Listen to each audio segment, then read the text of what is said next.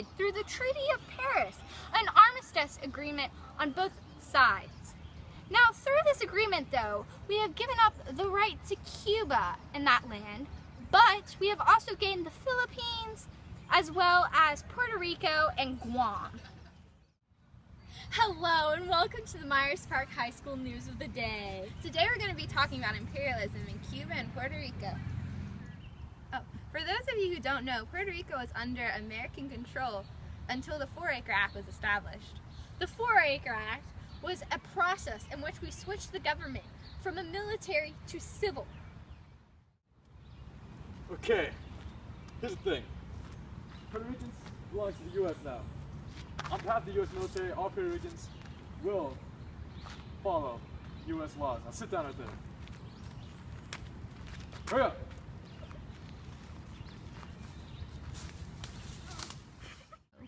Hello, here I am in Puerto Rico, where recently the military government has been withdrawn by the United States through the 4-Acre and has been replaced by a civil government. Such a crap. Don't be sad, the U.S. is moving to civil government. Yeah! Okay, I fell in the hole.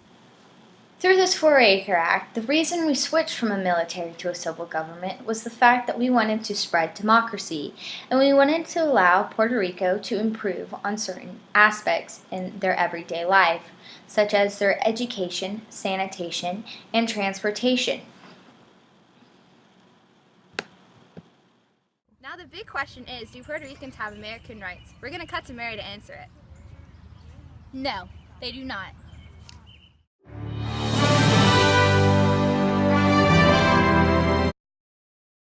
Here we have an interview from a concerned citizen. No tengo derechos. Viva la Cuba y viva la Puerto Rico. No me gustan los Estados Unidos. Ay, ay, ay. Hello, I'm here with our new intern. Hi. Intern, what can you tell us about this Teller Amendment? The Teller Amendment is Cuba has gained independence. Have they gained anything else? Not really. Okay, there you have it. Cuba is free, sort of. Through this Teller Amendment, though, what our intern has forgotten to inform us on is the fact that the United States has promised not to invade Cuba. Next, we're going to have an interview from a professor who studied the Platt Amendment. Hey guys, I'm Mariana. So I will be giving you a brief overview of the Platt Amendment.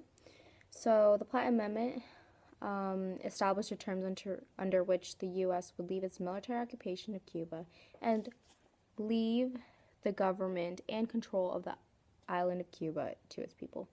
The Platt Amendment laid down 8 conditions to which the Cuban government had to agree to before the withdrawal of the U.S. forces and the transfer of sovereignty would begin. So the first condition is that the U.S. would prohibit the Cuban government from entering into any international treaty that would compromise Cuban independence or allow foreign powers to use the island for military purposes. Second one is the U.S. had to have the right to intervene in Cuban affairs in order to defend the independence of Cuba.